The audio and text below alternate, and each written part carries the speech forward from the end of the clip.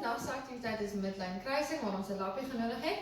Jy kan nou met 'n pen doen en enige voorwerpie wat ons in ons hande kan vashou. Okay, so ons gaan bo begin. Dan gaan jy na jou voetjie hier onder. Gaan ons weer op.